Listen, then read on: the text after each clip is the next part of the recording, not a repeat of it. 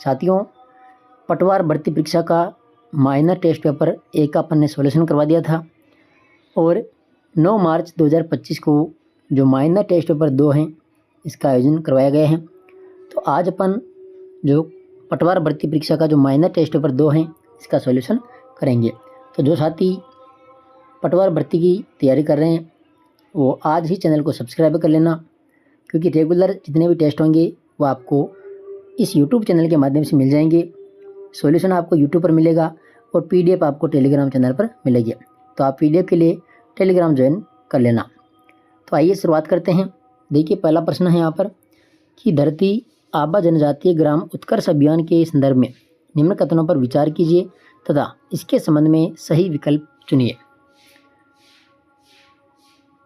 धरती आबा जनजातीय ग्राम उत्कर्ष अभियान, देखिए इसका जो शुभारंभ है प्रधानमंत्री नरेंद्र मोदी ने 2 अक्टूबर 2024 को हजारीबाग झारखंड से किया।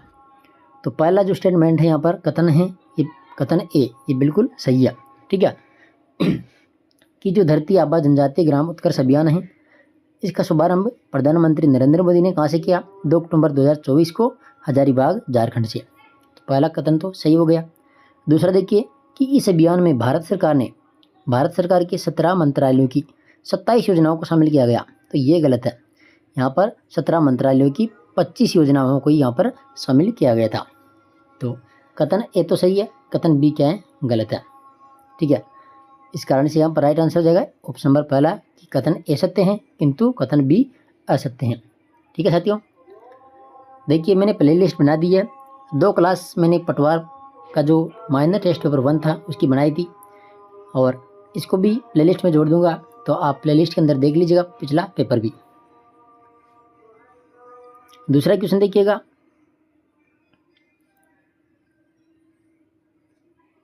देखिए 12 अक्टूबर को किसे राष्ट्रीय महिला आयोग की अध्यक्ष के रूप में नियुक्त किया गया है? 12 अक्टूबर को किसे राष्ट्रीय महिला आयोग की अध्यक्ष के रूप में नियुक्त किया गया है? तो विजय किशोर राहटकर को, किसको? विजय किशोर राहटकर को यहाँ पर अध्यक्ष के रूप में नियुक्त किया है। आगे देखिए, तीसरा प्रश्न है कि 5वें राष्ट्रीय जल पुरस्कारों के अंतर्गत सर्वश्रेष्ठ राज्य का पुरस्कार किसे प्रदान किया गया? सर्वश्रेष्ठ राज्य का पुरस्कार तो ये दिया गया था यहाँ पर ओडिशा। ठीक है, उड़ीसा राज्य जो है इसको प्रदान किया गया। चौथा क्वेश्चन है कि पदक विजेता पैरालंपिक खिलाड़ी भारतीय व उनसे संबंधित खेल के संदर्भ में निम्न में से असम्मिलित युग्म है। देखिए, जो नीतीश कुमार हैं, नीतीश कुमार किस खेल से संबंधित है? बैडमिंटन से संबंधित है। बिल्कुल। हरविंदर सिंह ये शॉट पुट से संबंधित नहीं है। जो हरविंदर सिंह है ये किससे संबंधित है? ये है तीरंदाज से संबंधित है, ये तीरंदाजी है। ठीक है, तीरंदाज। अजीत सिंह जो है ये भाला फेंक से संबंधित है और योगेश कथोनिया डिस्कस थ्रो से संबंधित है। तो दूसरा कथन यहाँ पर क्या है? असम्मिलित। क्वेश्चन नंबर 5 है कि वरुण अभ्यास के संबंध में निम्न कथनों पर विचार कीजिए। वरुण अभ्यास तो ये है भारत व फ्रांस। देखिए, भारत और फ्रांस का संयुक्त अभ्यास तो है लेकिन वायुसेना का अभ्यास नहीं है। ठीक है, यहाँ पर दिया है कि भारत फ्रांस वायुसेना का संयुक्त अभ्यास है, जो कि पहला गलत हो गया। ठीक है, क्यों? क्योंकि ये जो है, ठीक है, भारत और फ्रांस त्रिपक्षीय नौसैनिक अभ्यास है। ये त्रिपक्षीय नौसैनिक, अच्छा त्रिपक्षीय नहीं, द्विपक्षीय है। ठीक है, द्विपक्षीय नौसैनिक अभ्यास है। कौन सा? वरुण अभ्यास। तो पहला गलत है यहाँ पर। इसके 22वें संस्करण का आयोजन 2 सितंबर से 4 सितंबर 2024 तक भूमध्य सागर में हुआ। बिल्कुल। दूसरा जो कथन है ये सही है, पहला तो गलत हो गया। ठीक है, यह जाएगा द्विपक्षीय नौसैनिक अभ्यास। तो यहाँ पर जाएगा केवल 2 सही है। छठा प्रश्न है कि हाल ही में किस योजना को बच्चों के भविष्य के लिए बचत करने के साथ दीर्घकालिक धन सुनिश्चित करने के उद्देश्य से शुरू किया गया है? तो कौन सी योजना है? वात्सल्य योजना। कौन सी योजना है? वात्सल्य योजना।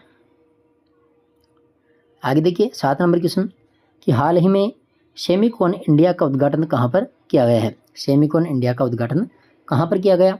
तो इसमें जाएगा ग्रेटर नोएडा, ग्रेटर नोएडा में।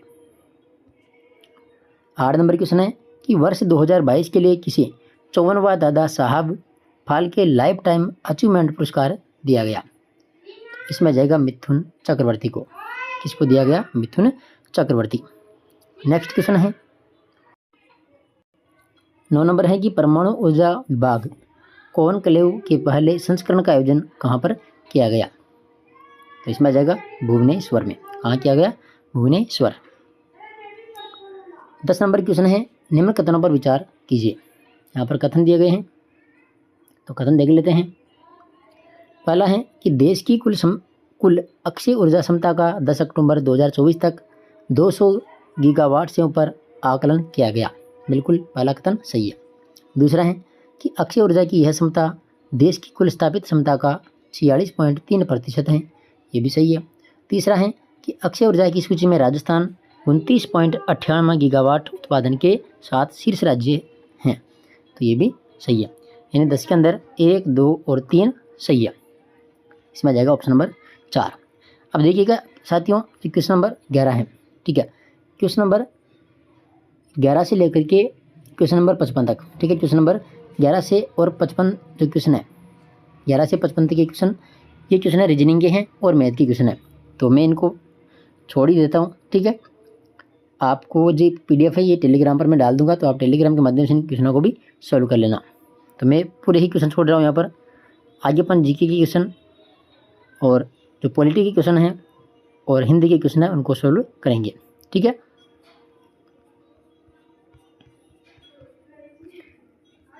देखिए इसकी आंसर की भी मैं डाल दूंगा साथ में ही।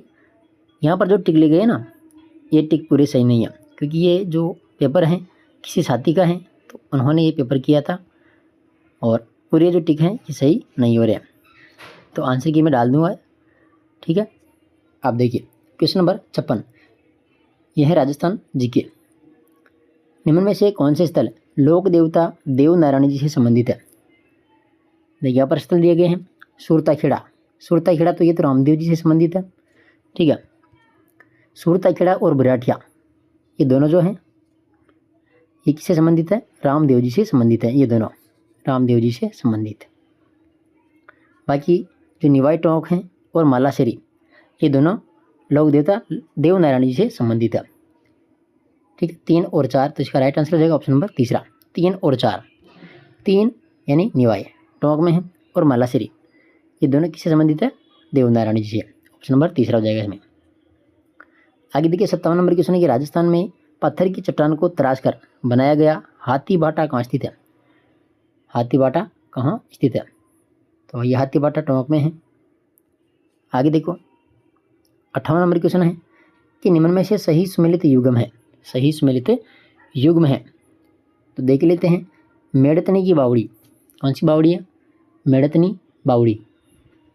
ये कहाँ पर है? तो ये मेड़ता के अंदर नहीं है, ये है झुंझुनू के अंदर। ठीक है, कहाँ पर है? झुंझुनू में है मेड़तनी की बावड़ी। चांद बावड़ी ये जोधपुर, ये सही है। चांद बावड़ी जोधपुर यहाँ पर सही है। झालीबाव बावड़ी ये सीकर में नहीं है, तो फिर कहाँ पर? ये जो झालीबाव बावड़ी है ये कुंभलगढ़ दुर्ग में है। ठीक है, कुंभलगढ़ जो दुर्ग है राजसमंद के अंदर, तो इसी के अंदर बनी हुई है ये कौन सी बावड़ी? झालीबाव बावड़ी। और दाबा का कुंड टोंक में नहीं है, ये कहाँ पर है? बूंदी के अंदर है। दाबाई का कुंड बूंदी। तो यहाँ पर सही सम्मिलित पूछा है तो ऑप्शन नंबर 2 हो जाएगा इसमें राइट आंसर। क्वेश्चन नंबर 59 है कि निम्न में से कौन सा युग्म सही सुमेलित नहीं है? देखिए एक तरफ हस्तकला है और एक तरफ है कलाकार। ब्लू पोट्री, ब्लू पोट्री कलाकार कौन है? कृपाल सिंह शेखावत, सही है। मीनाकारी मांझीलाल मिस्त्री, तो ये गलत है। जो मीनाकारी है इसके कलाकार कौन है? तो मीनाकारी के कलाकार कौन है? कुदरत सिंह। कुदरत सिंह के हाथ में जसवंत सिंह का भी नाम आता है और रमेश विश्वकर्मा का भी नाम आता है, तो कुदरत सिंह इसका हो जाएगा कलाकार। जो बाती कला है उमेश चंद्र शर्मा है और थेवा कला नाथुराम सोनी। बाकी सभी सही है, 2 को छोड़ करके। जो मीनाकारी के कलाकार कौन है? तो कुदरत सिंह। आगे देखो क्वेश्चन नंबर 60 है कि लाल रंग से रंगी हुई मंदिर नुमा काष्ठ कलाकृति जिस पर काले रंग से पौराणिक कथाओं का चित्रांकन किया जाता है कहलाती है?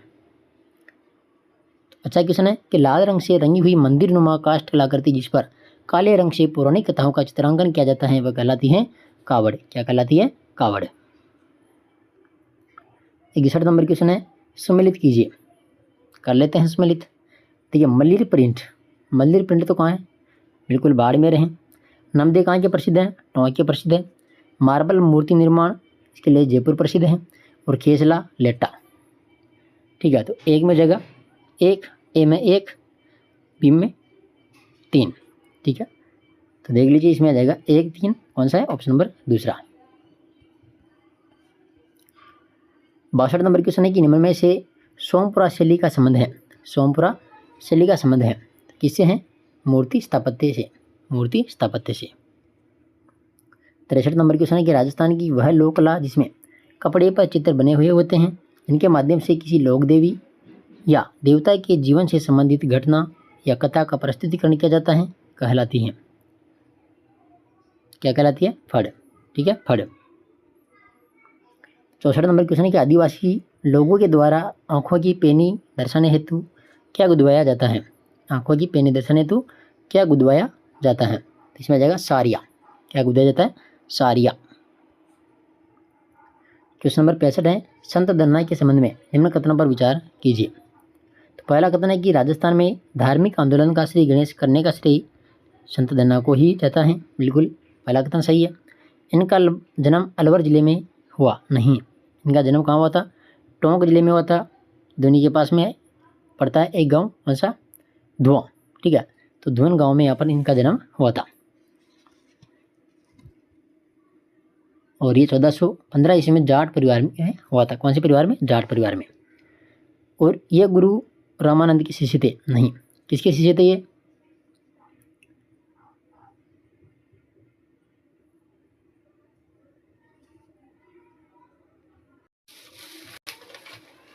देखिए ये गुरु रामानंद के ही शिष्य थे। कौन, संत धन्ना। तो पहला सही है और तीसरा भी सही है। ये सगुण उपासक थे, नहीं, ये गलत है, ठीक है। तो दूसरा और चौथा गलत है, बाकी पहला और तीसरा सही है। देखिए जो संत धन्ना है ये कृष्ण भक्त थे, वैष्णव भक्त थे। तो यहाँ पर 1 और 3 राइट हो जाएगा। सत्य कितना हो जाएगा इसमें, 1 व 3। आगे देखिए क्वेश्चन नंबर 66, बड़ी शेखावाटी हवेलियों में मवेशियों को रखे जाने वाली जगह को कहते हैं। जो बड़ी शेखावाटी हवेलियाँ हैं उसमें मवेशियों को रखने का जो स्थान होता है इसको क्या कहते हैं, तो नोहरा। क्या कहते हैं, नोहरा। क्वेश्चन नंबर 67, देखिए गंगा दशहरा मेला, एक तरफ मेला दिया है और एक तरफ है स्थान। तो गंगा जो दशहरा मेला है ये कहाँ पर पड़ता है, कामा भरतपुर के अंदर, ठीक है। फूलडोल ये शाहपुरा में, भीलवाड़ा में जाएगा। कल्प वृक्ष मेला ये मांगलियावास में जाएगा, अजमेर के अंदर। और गोगा जी का जो मेला है ये नौहर हनुमानगढ़ में, नौहर हनुमानगढ़। 1 4 2 3, नहीं 1 फिर जगह 4 फिर 3 और फिर 2, तो इसमें जाएगा 1 4 3 2, ऑप्शन नंबर कौन सा है, तीसरा। क्वेश्चन नंबर 68 है कि कार्तिक पूर्णिमा को कपिलधारा मेले का आयोजन कहाँ पर होता है। कार्तिक पूर्णिमा को कपिलधारा मेला कहाँ पर आयोजित होता है, तो इसमें आ जाएगा 12 के अंदर। कहाँ पर होगा, 12 में। क्वेश्चन नंबर 69 है, झूलेलाल जी के जन्मोत्सव के रूप में मनाया जाता है। झूलेलाल जी के जन्म उत्सव के रूप में मनाया जाता है, तो यहाँ पर आ जाएगा कौन सा त्यौहार, चेटी चंड। 70 नंबर क्वेश्चन है कि निम्नलिखित में से सही सम्मिलित युगम या गुमाओं से संबंधित उपयुक्त कूट का चयन कीजिए। देखिए पहला है आका तीज। आका तीज कब आती है, तो वैशाख शुक्ल तृतीया को, ठीक है। सातुड़ी तीज ये भाद्रपद शुक्ल ने आकर यहाँ पर आ जाएगा कृष्ण, ठीक है। भाद्रपद कृष्ण तृतीया को सातुड़ी तीज मनाई जाती है। छोटी तीज मनाई जाती है श्रावण शुक्ल तृतीया को, तो इसमें आ जाएगा 1 और 3 सही, दूसरा है गलत, ठीक है। 70 में जाएगा 1 व 3 सही। आगे देखो क्वेश्चन नंबर 71 है कि लालिया कालिया मेला कहाँ आयोजित होता है। लालिया कालिया मेला कहाँ पर आयोजित होता है, तो इसमें जाएगा अजमेर के अंदर। कहाँ आयोजित होता है, अजमेर में। क्वेश्चन नंबर 72 है कि निम्नलिखित में से कौन सा युग्म चैत्र माह के त्योहारों से संबंधित नहीं है। चैत्र माह के त्योहारों से संबंधित नहीं है। देखो धुलंडी गुड़ला चैत्र माह में मनाया जाता है। रामनवमी, हनुमान जयंती, ठीक है, और सिंजारा गणगौर, ये जो त्यौहार हैं ये आता है चैत्र माह में। महाशिवरात्रि कब आती है? ये आती है फागुन माह में। महाशिवरात्रि फागुन मास की कृष्ण पक्ष चतुर्दशी को मनाई जाती है। और जो तिलचौथ होती है, तिलचौथ ये आती है माघ महीने में, माघ कृष्ण चतुर्थी को। तो तीसरा ऑप्शन गलत है। क्वेश्चन नंबर 73 है कि श्राद्ध पक्ष मनाया जाता है। श्राद्ध पक्ष मनाया जाता है तो भाद्रपद पूर्णिमा से आश्विन अमावस्या तक, ठीक है, 15 दिन मनाते हैं ये, भादवा की पूर्णिमा से आश्वद अमावस्या तक। क्वेश्चन नंबर 74, घाघरोन दुर्ग के संदर्भ में निम्न कथनों पर विचार कीजिए। घाघरोन दुर्ग, देखिए महमूद खिलजी प्रथम ने इसका नाम मुस्तफाबाद किया था। जो घाघरोन दुर्ग है इसका नाम महमूद खिलजी ने क्या रखा था? मुस्तफाबाद। संत हमीदुद्दीन की दरगाह इसी दुर्ग में स्थित है। तो यहाँ पर जो दो कथन है दोनों के दोनों सही है, ठीक है। इसका राइट आंसर है 1 व 2 दोनों। क्वेश्चन नंबर 75 है कि शेखावाटिका हवा महल कहाँ स्थित है? शेखावाटिका हवा महल कहाँ स्थित है? तो झुंझुनू में। कहाँ पर है? झुंझुनू। चिंतन नंबर क्वेश्चन है कि निम्न में से पृथ्वीराज रासो नामक ग्रंथ के संदर्भ में निम्न कथनों पर विचार कर सत्य कथन की पहचान कीजिए। पृथ्वीराज रासो, ठीक है, रचयिता कौन थे? तो कविराज श्यामल दास, तो यहाँ पर गलत है। पृथ्वीराज रासो के रचयिता हैं चंद्र बरदाई, ठीक है, कौन है? चंद्र बरदाई। दूसरा है कि इस ग्रंथ की भाषा मुख्यतः पिंगल भाषा है और इस ग्रंथ से पृथ्वीराज चौहान तृतीय और उत्तरायण के युद्धों की जानकारी प्राप्त होती है। तो क्वेश्चन नंबर 76 में हो जाएगा 2 व 3 सही, बाकी पहला गलत है, ठीक है, इसमें जाएगा 2 व 3। क्वेश्चन नंबर 77 है कि निम्न में से सही सम्मिलित नहीं है। कौन सा सही सम्मिलित नहीं है? देखो हमीर रासो ये सारंगधर व्यास की रचना है। खुमान रासो है दलपत विजय की। हरिरस हैं ईश्वरदास की। ढोला मारूरा दुहा ये कृष्णदास की ना होकर के किसकी है? कवि कल्लोल की। कवि कल्लोल हो जाएगा इसमें, ठीक है। ढोला मारूरा दुहा कवि कल्लोल। क्वेश्चन नंबर 78 है कि निम्न में से किस रचना में ग्रीष्मेल तथा धर्मत के युद्ध का उल्लेख मिलता है? किस रचना में ग्रीष्मेल का युद्ध और धर्मत का जो युद्ध हुआ था उसका उल्लेख मिलता है?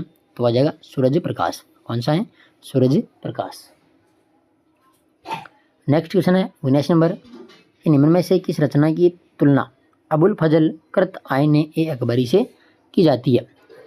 तो यहाँ पर आ जाएगा मारवाड़ जो प्रगणा विगत हैं जो मोहनवत नैनश्री के आते हैं, ठीक है। तो इसकी तुलना की थी अबुल फजल कृत आइन ए अकबरी से, ठीक है। आगे देखो क्वेश्चन नंबर 80। एक तरफ नृत्य हैं, एक तरफ क्या है? अवसर। जो ढांग नृत्य हैं ये होली के अवसर पर किया जाता है। ठप नृत्य बसंत पंचमी में। झूमर नृत्य जो मांगलिक अवसर होते हैं वहाँ पर किया जाता है। देखिए पेजड़ नृत्य विवाह के अवसर पर नहीं करते हैं, ये कब करते हैं? दीपावली पर। दीपावली के अवसर पर किया जाता है पेजड़ नृत्य, ठीक है। इसमें जाएगा 4 नंबर। 81 नंबर क्वेश्चन है कि राजस्थान के लोकगीत व संबंधित क्षेत्र के संबंध में असम्मिलित है। राजस्थान के लोकगीत, पहला है पीपली जो लोकगीत है ये शेखावाटी क्षेत्र में इससे संबंधित है, शेखावाटी से। झोरावा जैसलमेर, हिचकी मेवात क्षेत्र और केवड़ा जाएगा यहाँ पर मारवाड़।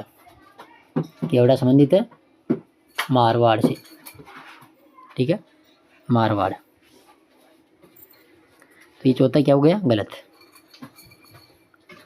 क्वेश्चन नंबर 82 है कि राजस्थान की विभिन्न लोक गायन शैलियों के संबंध में असत्य कथन है। राजस्थान की विभिन्न लोक गायन शैलियों के संबंध में असत्य कथन है। देखो पहला है कि सद्दीक खान, साकर खान, गफूर खान आदि का संबंध मांगणियार शैली से है, बिल्कुल सही है। लंगा गायन शैली के प्रमुख वाद्य यंत्र कमायचा है, सारंगी है, ये भी सही है। तीसरा है कि मांड शैली राजस्थान की श्रृंगार रसात्मक गायन शैली है। कौन सी? मांड शैली, तो ये भी सही है। केसरिया बालम जो गीत हैं लंगा गायन शैली का एक प्रसिद्ध गीत है, तो ये गलत है। ठीक है, तो केसरिया बालम जो गीत हैं ये कौन सी शैली में है? मांड गायन शैली में। कौन सी में आ जाएगा? मांड गायन शैली में, मांड। तो ये चौथा गलत हो गया, बाकी तीनों कथन सत्य हैं। क्वेश्चन नंबर 83 की निम्नलिखित में से किस विद्वान का संबंध मेवाड़ चित्रशैली से नहीं है? किस विद्वान का संबंध मेवाड़ चित्रशैली से नहीं है? तो क्या जाएगा यहाँ पर? इसमें आ जाएगा डॉक्टर फैयाज अली।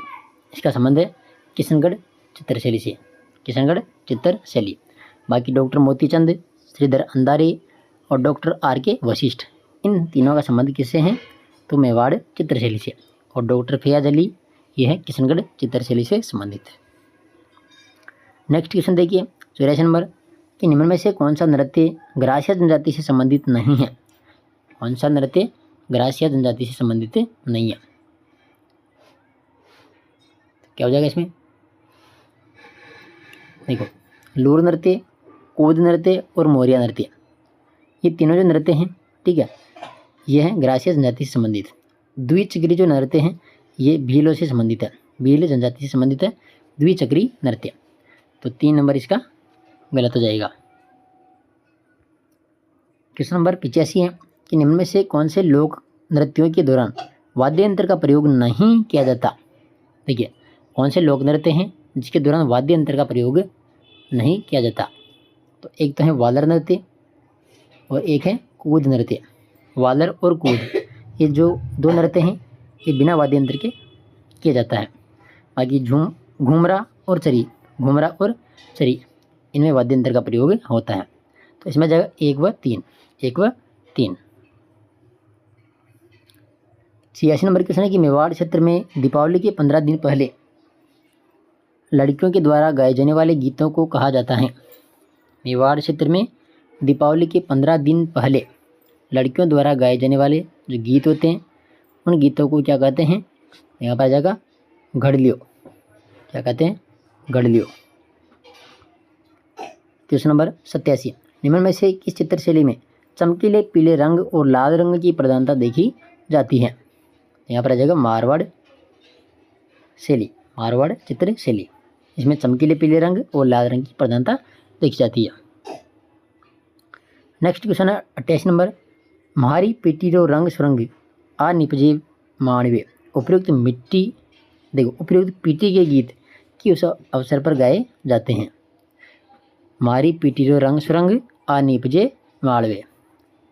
यहाँ पर जो पीटी के गीत हैं ये किस अवसर पर गाए जाते हैं? तो यह आ जाएगा विवाह के अवसर पर। ठीक है, विवाह के अवसर पर। क्वेश्चन नंबर 89 रज्जब वाणी पुस्तक का संबंध किस पंथ या संप्रदाय से है? रज्जब वाणी, इसमें जाएगा दादू। ठीक है, दादू दयाल। क्वेश्चन नंबर 90 निम्नलिखित में से कौन से युगम सही सुमेलित हैं? कौन से युगम सही सुमेलित है?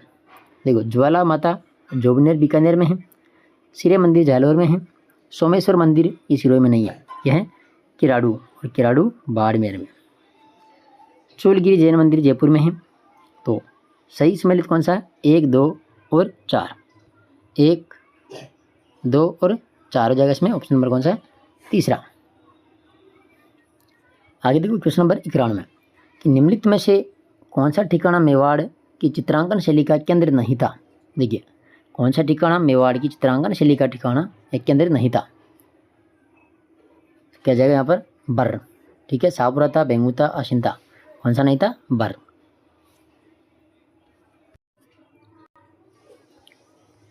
क्वेश्चन नंबर 92 निम्नलिखित में से कौन भक्ति मार्ग के निर्गुण पंथ के अनुयायी थे? देखो, लालदास थे, जाम्बोजी थे, सुंदरदास जी। ठीक है, लालदास, जाम्बोजी और सुंदरदास ये थे निर्गुण पंथ के अनुयायी। अग्रदास जी ये नहीं थे। ठीक है, अग्रदास जी नहीं थे। ये जो अग्रदास जी है ये रसिक संप्रदाय से संबंधित थे, रसिक संप्रदाय से। तो इसमें जाएगा 1, 2 और 3, कौन सा है? Option number 4। आगे देखो क्वेश्चन नंबर 93 वैष्णवों की सर्वप्रधान गद्दी गलता जयपुर के संस्थापक कौन थे? तो यहाँ पर आ जाएगा कृष्णदास पयहारी। कृष्णदास पयहारी। क्वेश्चन नंबर 94 देखो, जाहर पीर। जाहर पीर किसको कहा गया है? तो यहाँ पर आ जाएगा गोगा जी को। जाहर पीर गोगा जी। और शिव का अवतार तेजा जी। ठीक है, शिव का अवतार तेजा जी। लक्ष्मण का अवतार पाबू जी को और राम सा पीर रामदेव जी को। तो 3 4 2 1, 3 4 2 1 इसमें हो जाएगा ऑप्शन नंबर कौन सा? तीसरा। क्वेश्चन नंबर 95 कि राजस्थान में ओरण क्या है? देखिए ओरण क्या है? तो पश्चिमी राजस्थान के जो पवित्र उपवन हैं इसको ही ओरण कहा गया है। पश्चिमी राजस्थान के पवित्र उपवन जिसको क्या कहा गया है? ओरण। क्वेश्चन नंबर 96 राजस्थान के किसान खेत ज्योतिष में परंपरागत रूप से किस लोक देवता की जीवनी के गीत गाते हैं? तो यहाँ पर गाते हैं तेजा जी के। किसके? तेजा जी। क्वेश्चन नंबर 97 देखिए, पर्यटन के अंदर है एक तरफ और एक तरफ है स्थान। देखो, चंद्रमहल जयपुर, नथमल की हवेली जैसलमेर, जूनागढ़ का किला बीकानेर और सोने जी की नसियाँ अजमेर। यानी सभी की सभी क्या है? सुमेलिता। तो इसमें जाएगा 1 2 3 और 4, ऑप्शन नंबर 4। क्वेश्चन नंबर 98 कि निम्नलिखित में से असंगत युग्म का चयन कीजिए। एक तरफ पर्यटन नीति योजना है, एक तरफ है घोषित दिवस। पहली नीति कौन सी? कि Rajasthan eco tourism policy. Rajasthan eco tourism policy 15 जुलाई 2021 को घोषित। बिल्कुल सही है। लवकुश वाटिका जो योजना है 1 जुलाई 2022 से शुरू हुई, ये भी सही है। ठीक है। राजकीय फिल्म पर्यटन प्रोत्साहन नीति ये 18 अप्रैल 2022, ये भी सही है। आगे देखो 4 नंबर है पेइंग गेस्ट योजना 27 सितंबर 2019, ये गलत है। ठीक है, पेइंग गेस्ट योजना ये 5 सितंबर 2022 को शुरू की गई थी। 5 सितंबर, ठीक है, 5 सितंबर 2022 घोषित जो दिनांक है 5 सितंबर 2022 है पेइंग गेस्ट योजना की। यहाँ पर पूछा घोषित दिवस। ठीक है, तो 4 में ये 4 जो हैं ये क्या है? यहाँ पर गलत है। क्वेश्चन नंबर 99 है अर्थुना पर्यटन क्षेत्र निम्न में से किस पर्यटन सर्किट के अंतर्गत आता है? अर्थुना यहाँ पर आ जाएगा वागड़ सर्किट के अंदर आता है अर्थुना। क्वेश्चन नंबर 100 निम्नलिखित में से असत्य कथन है। पहला है कि राजस्थान में पर्यटन को बढ़ावा देने हेतु 9 पर्यटन सर्किट बनाए गए। बिल्कुल। दूसरा कि ढोला मारू टूरिस्ट कॉम्प्लेक्स जैसलमेर में बनाना प्रस्तावित है, ये भी सही है। तीसरा है कि स्वर्णिम त्रिभुज में जयपुर आगरा दिल्ली शामिल हैं, बिल्कुल सही है।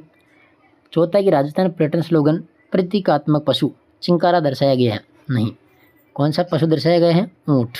ठीक है, यहाँ पर ऊँट को दर्शाया गया है। जो राजस्थान पर्यटन स्लोगन प्रतीकात्मक पशु यहाँ पर ऊँट को दर्शाया गया है।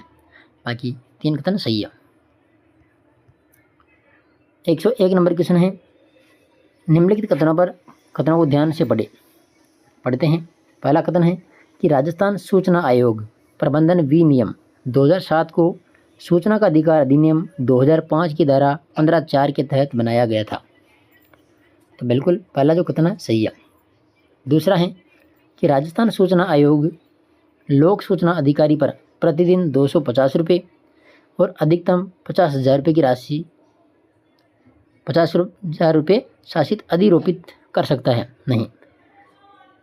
प्रतिदिन 250 रुपये हैं, लेकिन अधिकतम है यहाँ पर 25,000 रुपये। अधिकतम कितना है? 25,000 रुपये। तो कथन दूसरा गलत है, कथन 1 सही है।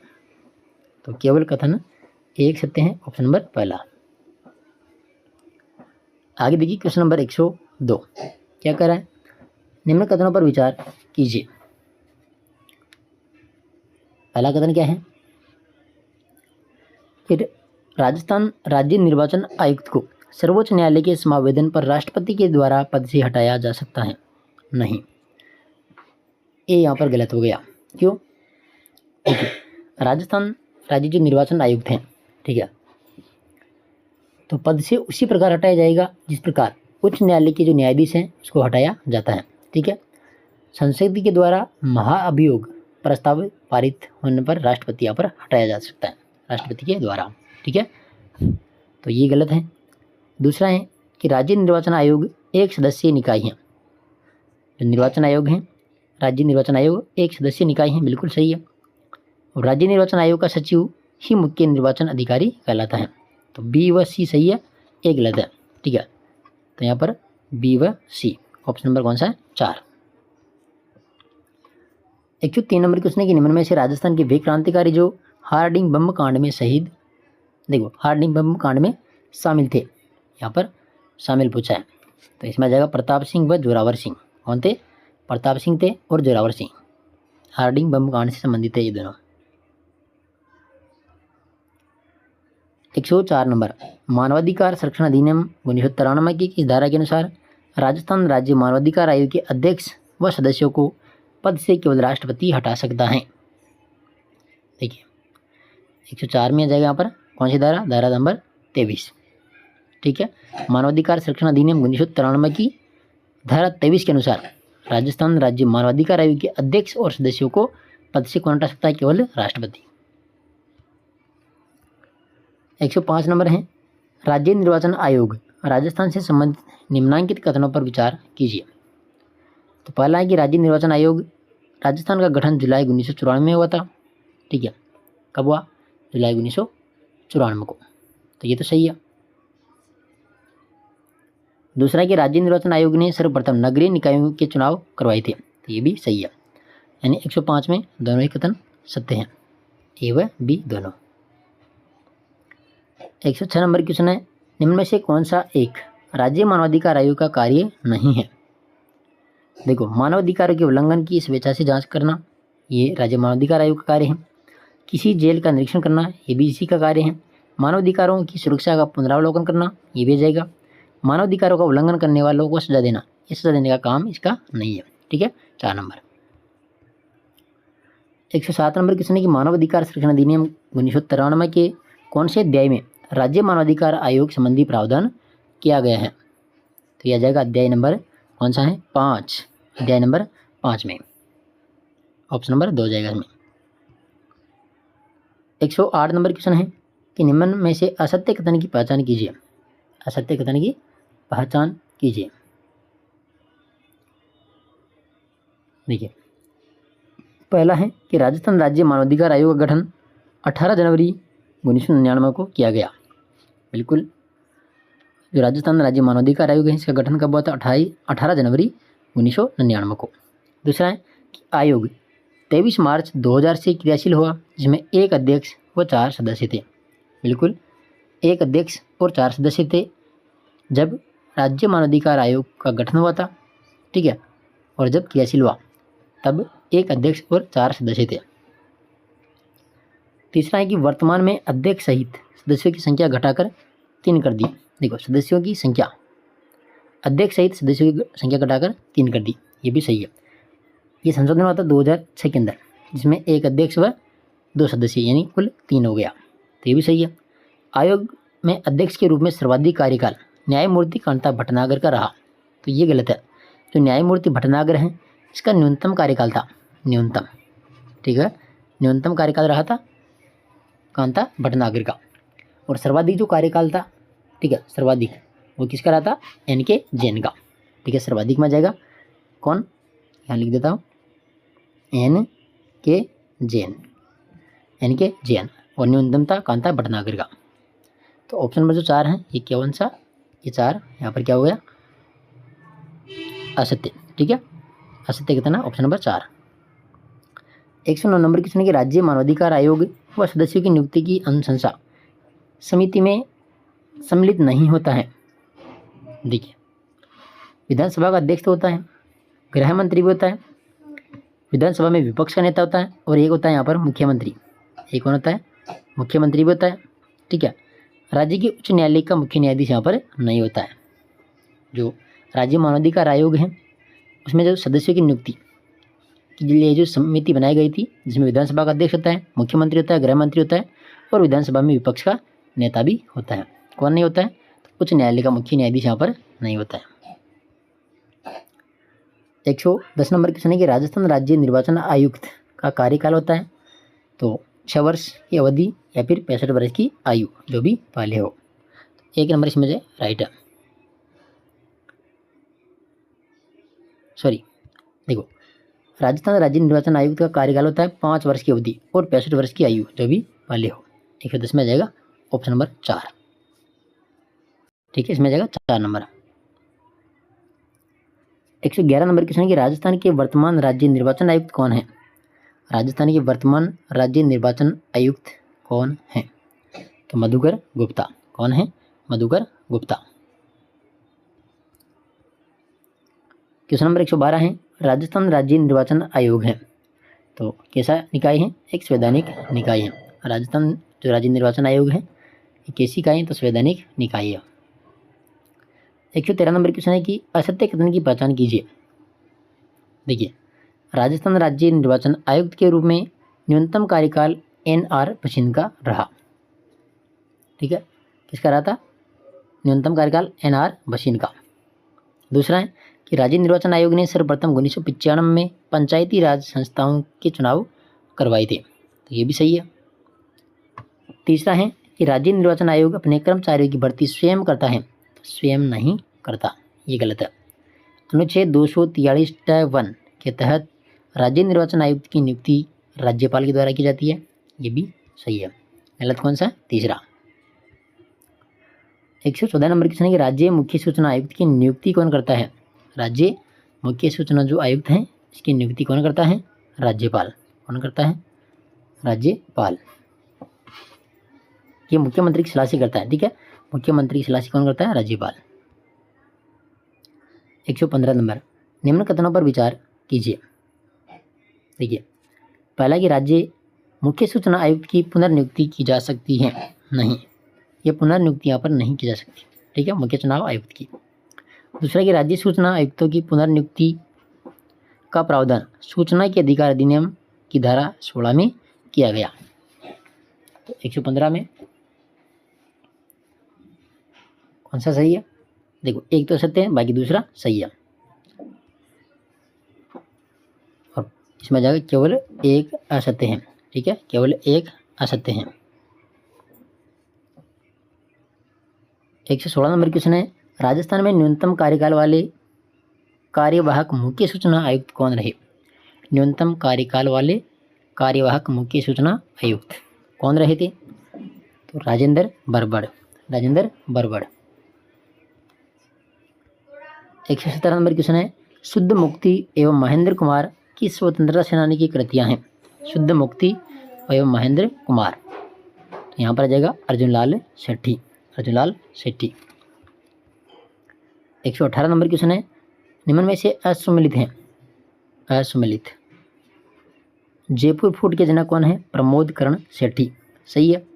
बाणासुर के शहीद मेजर पीरू सिंह नहीं है।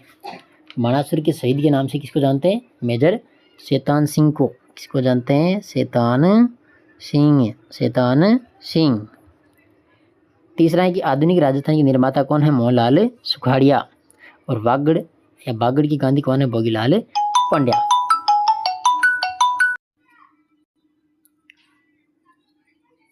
तो यहाँ पर हो जाएगा ऑप्शन नंबर दूसरा।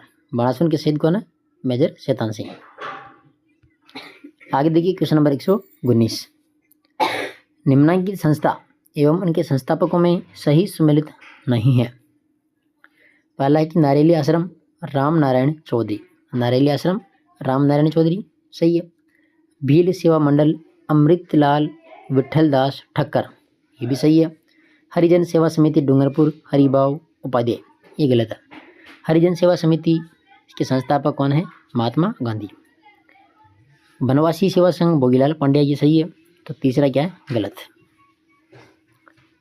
120 नंबर है, निम्न में से असुमेलित हैं। देखिए, राजस्थान के लौह पुरुष कौन है? दामोदर दास राठी। राठौड़ों का यूलिसिस कहा गया है दुर्गादास राठौड़ को। आगे देखिए, राजस्थान का मंगल पांडे अमरचंद भाटिया। ठीक है, तीनों सही है, पहला दूसरा तीसरा। राजस्थान की मांड मल्लिका देखो गौरीबाई। तो मांड गायिका कहते हैं गौरीबाई को, तो ये यहाँ पर क्या है, असम्मिलित दिया गया है। वैसे राजस्थान की मांड मल्लिका में भी गौरीबाई भी आता है नाम, लेकिन फिर भी देख लीजिएगा यहाँ पर जो टेस्ट की जो आंसर की है कलाम की, उसमें ऑप्शन नंबर 4 दिया है राजस्थान की मांड मल्लिका गौरीबाई, इसको यहाँ पर असम्मिलित बताया है। तो ये जो क्वेश्चन थे ये पटवार का जो माइनर टेस्ट पेपर 2 था, इसमें पूछे गए थे। आगे जो क्वेश्चन बचे हुए हैं हिंदी के क्वेश्चन, हिंदी की मैं क्लास अलग से बनाऊंगा। ये जीके की हो जाएगी ये, ठीक है, पूरा जीके आ गया इसमें और पूरी पॉलिटी के क्वेश्चन आ गए। बाकी जो क्वेश्चन बचे हैं मैथ के और रीजनिंग के और इंग्लिश के, वो आप पीडीएफ के माध्यम से देख लेना। पीडीएफ आपको टेलीग्राम पर मिल जाएगी, आप टेलीग्राम ज्वाइन कर लेना। बाकी जो फर्स्ट ग्रेड सेकंड ग्रेड की जो टेस्ट सीरीज़ है वो भी चला रखी है और सभी की अलग से प्लेलिस्ट बनाई हुई है। तो जो भी साथी क्लासें देखना चाहते हैं वो चैनल को सब्सक्राइब कर लेना और टेलीग्राम भी आप ज्वाइन कर लेना। ठीक है, धन्यवाद।